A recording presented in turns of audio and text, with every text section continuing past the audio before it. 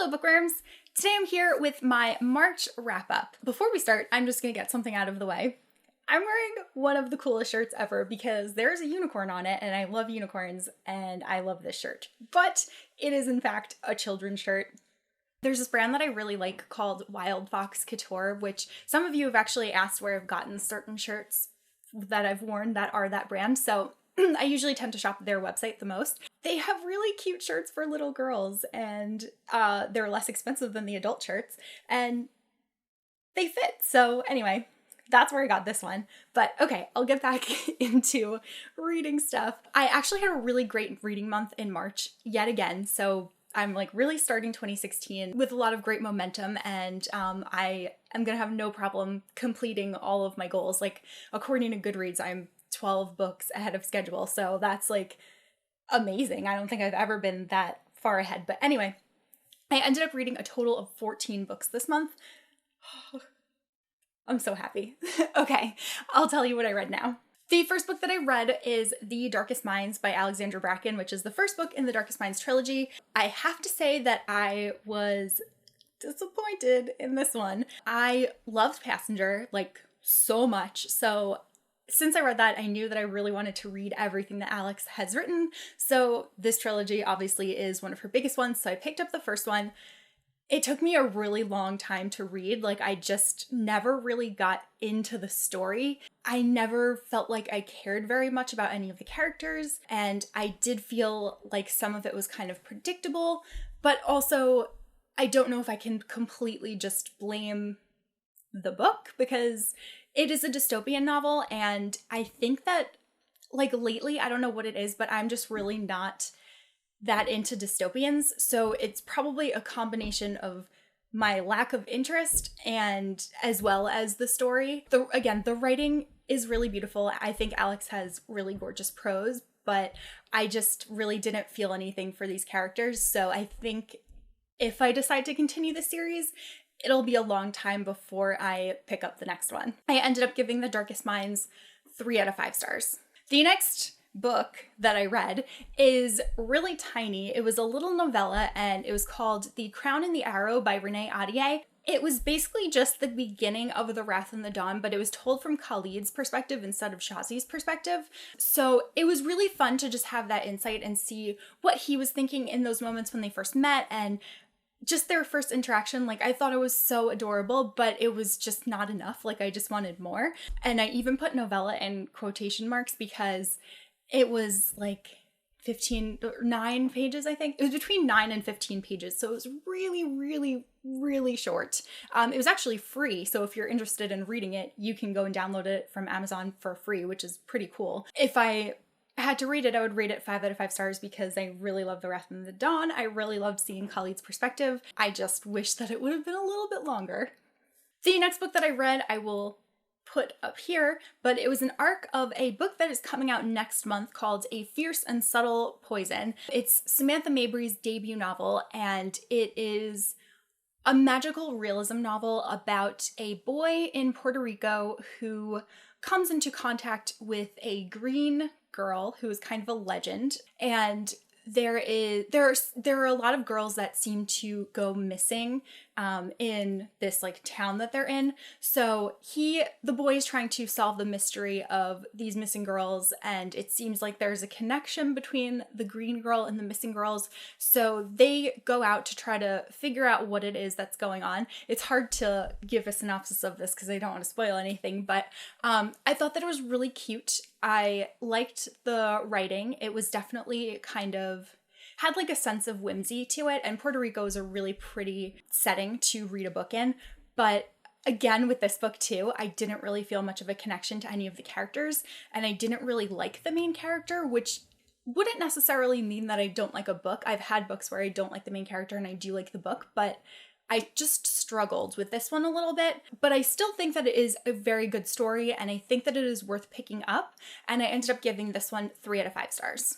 The next book that I read this month is Split Second by Casey West. This is the conclusion to the Pivot Point duology, and I loved this one just as much as the first. There were some differences between it, and one of them is that there are dual perspectives instead of just Addie's perspective. Again, it's very hard to say anything about this without spoiling the first, so I'll just say that it picks up right from where the first book left off, as if Addie had lived the events in the timeline that she had chosen. That probably sounds really confusing, but that's what I'm telling you. So this is really good. It's like a contemporary, but there's also a sci-fi element to it because there's a girl that's able to search the future. She can kind of, if she has a decision to make, she can look at both paths and then choose the best possible path. So there was a new mystery that was unfolding in this book.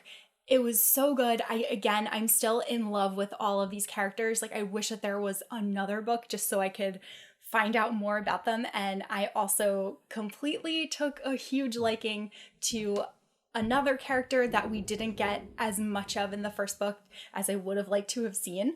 But this duology is now sitting on my favorite shelf because both of these books are just phenomenal. If you haven't read Pivot Point or Split Second, you should absolutely make it a priority. I gave Split Second 5 out of 5 stars.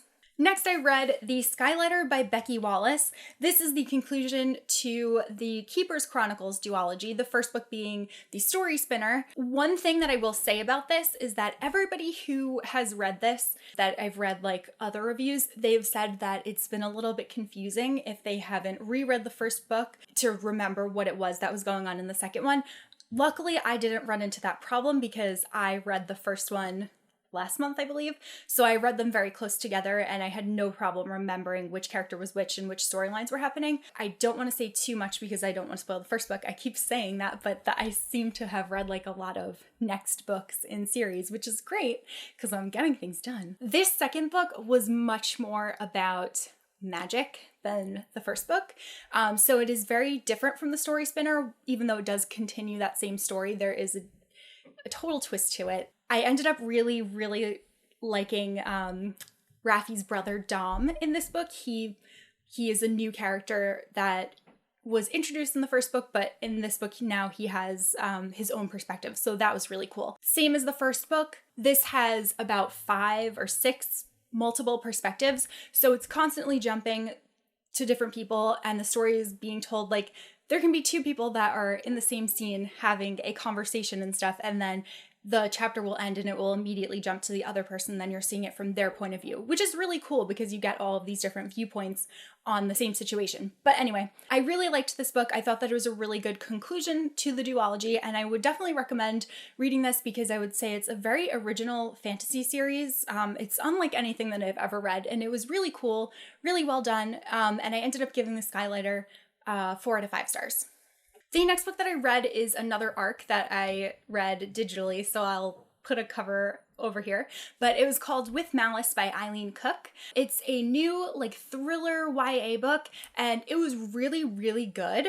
Like, it kept me very interested, and I was not expecting the ending, like, at all. It felt very heavily based on a true story that I remember following here in the United States, like, several years ago. I remember my mom was really into it, and it would always be on in the kitchen, like, updates on this case. So that is why it was so, like, burned into my mind. But it's about 2 girls, and they go to travel abroad. They go to Italy, and they get into a car accident, and one of the girls dies.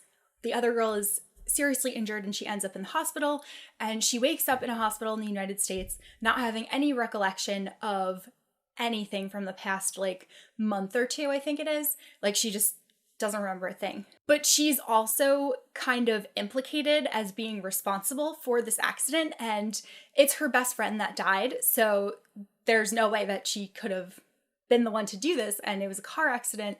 So there's all these just like weird circumstances, and as you read, you find out more and more about the case, you find out more and more about the girls' trip, about their relationship, and it was just a really good, like, really interesting story. There were moments where I felt like the pacing was off because there were moments where I felt like there wasn't much going on. Like, you were always learning things and things were always important, but there wasn't necessarily a lot going on. Like, the majority of this takes place in a hospital where the main character is remembering the past. So there are a lot of flashbacks to the past, but there's nothing happening in the current plot that's really progressing the storyline. But I really liked it. again, I'm usually really good at predicting what happens in stories, and this one didn't see it coming. So I ended up giving With Malice 4 to 5 stars. I believe it comes out in June, so you guys should definitely check it out. The next book that I read was actually a reread, and that is The Fellowship of the Ring by J.R.R. Tolkien. It takes so long to read these books because they are so dense, but they're so beautifully written. They're so wonderful. I don't think I have to give a synopsis because it's Lord of the Rings, and I think everyone has heard of Lord of the Rings. But I just love, like, jumping back into this world and going on this journey with Frodo and Sam, and my favorite character is Gandalf. And I just really, I love everything about it, and it was really fun to re-experience that. And I do want to reread the other books in the coming months, but again, I think it'll be a while because it's a serious time investment, but it's worth it. So obviously I gave The Fellowship of the Ring 5 out of 5 stars. The next book that I read is Dark Triumph by Robin Lefevers. This is the second book in the His Fair Assassin trilogy, and it follows a separate set of characters than were followed in the first book because this is a companion trilogy, which I like because I like seeing new characters but still getting tastes of the other ones. If I had to have one complaint about this book, it would be that the characters from the first book, I would say, weren't in this enough to satisfy me. I did really, really enjoy the story, and I really liked getting to know Sabella. I keep telling you my thoughts before I tell you a synopsis, and I'm sorry about that. So in case you don't know, this series, the first book, Grave Mercy, and this book follow two different girls who are daughters of death, and they are death's assassins or handmaidens, and they kill other people who have been marked by death and carry out his wishes for him. And they were trained in a convent together. Oh, and there's this whole political scheme that's going on. The first one was so amazing. And this second one was also really, really good, but it's much darker. And while I really liked it, I did like the first one better.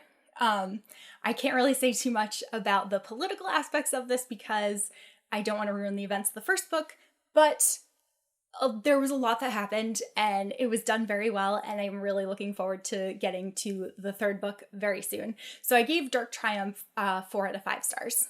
The next book that I read this month is Clockwork Prince by Cassandra Clare. I actually buddy read this with Monica of She Might Be Monica, but both of us really want to read Lady Midnight, but we can't do that until we finish the Infernal Devices and then finish the Mortal Instruments series, because both of us like to know everything that goes on so that we have all of that knowledge to appreciate what is written in the new book. Anyway, I am not the hugest fan of the Mortal Instruments series. I've only read through book 4, and I just never got that into them. I just didn't. So I was very hesitant to pick up the Infernal Devices, but I'm so happy to say that this series is completely different, and I love it to pieces. I am obsessed with this series. The first book I really liked. This book I love. I love this book so much. I have never had so many feelings. I was oh my gosh, an emotional wreck. And I really need to read the next one because this one was just so amazing, and my ship changed, and I just need people to be together, and I need to find out what's gonna happen in the end. But oh my gosh. Anyway, so I ended up giving this book 5 out of 5 stars.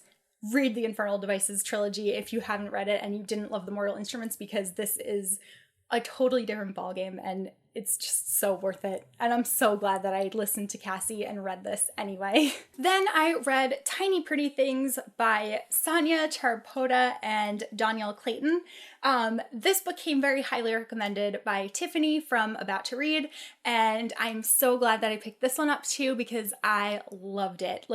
It is about these really mean ballerinas, and it's full of drama. It's really fun. It's just such a cutthroat world. You just see the lengths that some of these girls and guys are willing to go to get into that future career of ballet, because it's a very hard industry to break into. So it takes place at a school in New York for blossoming ballerinas, and it is just so engaging. Also, one of the things that it should be pointed out is that there are so many diverse characters in this book, so many diverse main characters, and they're written so well. I think my favorite character is actually June, who is the Korean American girl. And just seeing the way that her culture comes into play in respect to dancing. And then there's also Gigi, who's African American, and she is not necessarily accepted by the other ballerinas because she's the new girl and she keeps getting lead roles. So people are kind of out to get her. But there's a lot going on here, and it's really interesting because as much as I liked all of the characters, there were also times where I disliked each and every character. So it's really interesting to get into their mindsets and to just see events through their eyes. And the end, I need the next book because I have to know exactly what happened. And I have a theory, I have a serious theory, and Tiffany and I were talking about it. We both are on the same page, so I can't wait to read Shiny Broken Pieces and find out if what we think is actually true. But it's really good. If you like drama and if you like contemporaries and if you like ballet and just beautiful descriptions and diversity, I would definitely recommend checking this book out. I gave Tiny Pretty Things 5 out of 5 stars. The next book that I read is Madly by Amy Alward, and this book is the first book in the Poison trilogy. It was so super fun. It follows a girl who is an alchemist, and she comes from a long line of alchemists, but she's living in a society where people who have created synths and synth labs, synthetic ingredients and everything, they're the ones that are really dominating her industry. But then one day, the Princess Evelyn, she makes a love potion for this guy that she really wants to marry, who's one of her best friends, and she accidentally drinks it herself and she falls madly in love with herself. So then there's this whole competition that is set up and it's being covered by the media and everything. So there's really high stakes because obviously they need to find a potion to cure the princess. Otherwise, their whole kingdom is really gonna suffer because she's not gonna be able to rule. So there are people with magical abilities and then there are ordinary people. Our main character, Samantha, is an ordinary person, but she's an alchemist and she's extremely talented. So she goes and she goes on this hunt and she has to go all over the world to get ingredients to make this love potion that can help and cure the princess. So it's really fun, really interesting.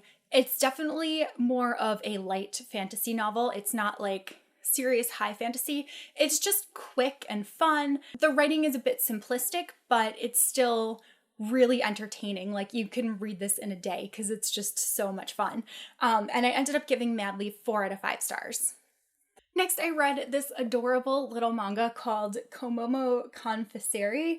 It's by Maki Minami. I probably didn't say any of those words right, but anyway. I just thought that this was adorable. It's about this girl who comes from a really rich family and she has this the chef, and the chef has a son, and the son always made desserts for her, and she was really mean to him and she really bullied him when he was a child.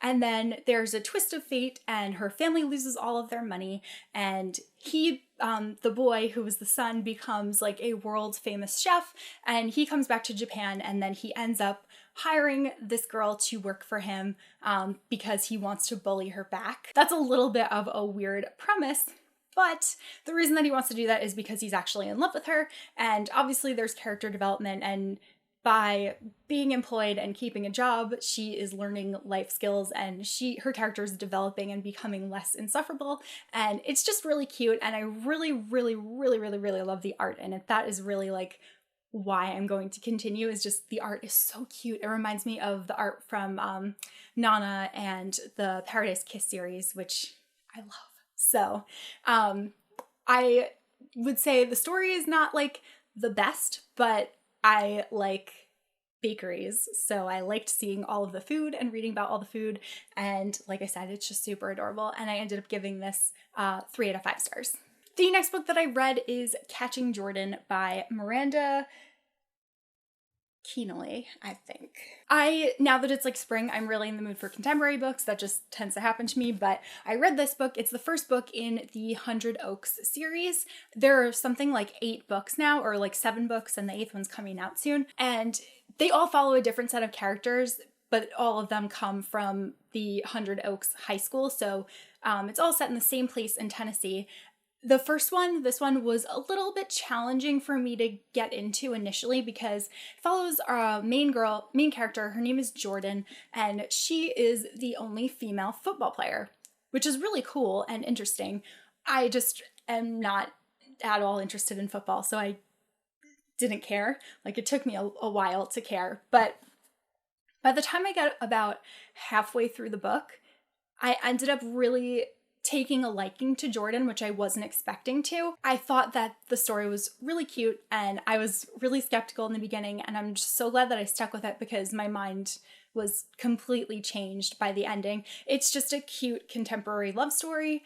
I was able to predict what was going to happen from almost the very beginning, to be honest, but it was still really enjoyable to read because I liked it, and I like love stories, and I liked this one. So I ended up giving Catching Jordan 3 out of 5 stars. And then the last book that I read this month is The Shadow Queen by C.J. Redwine, and it's the first book in the Ravenspire series.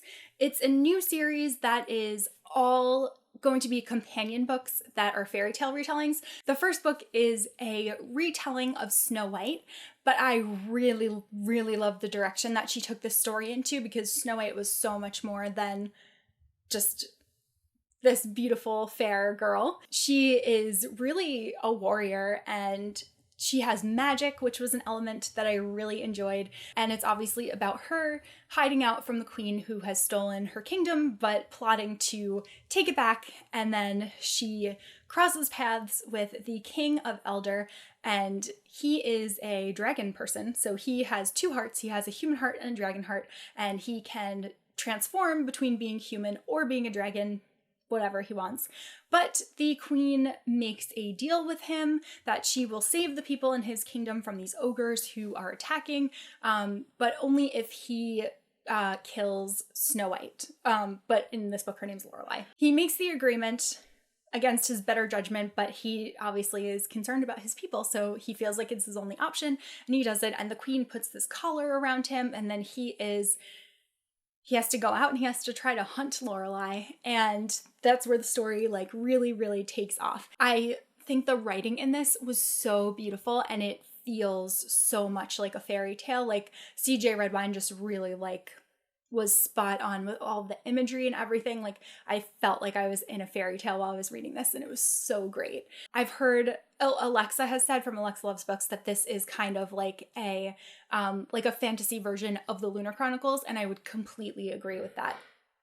There was a lot of heartbreak in here, and it was really hard, but keep in mind that it's a fairy tale, so obviously you can infer where the ending is going to go from there. Anyway, I really loved this book. Cassie, Melissa, and I read it for the Spines with Wines book club. I'll leave a link to that down below because we just did our live show / are doing our live show because I'm pre-filming. I would definitely recommend this book. I gave it 4 out of 5 stars, and I'm really looking forward to the next book in the series. So those are all of the books that I managed to read in March. I'm so happy with how much I read this month, and I really hope that I can read the same amount or more next month, but I don't even know if it's possible for me, but we'll see. Anyway, let me know if you've read any of the books that I talked about. Let me know if you plan on reading any of the books that I talked about, and if not, I will see you guys soon in my next video, my April TBR, which will be up shortly.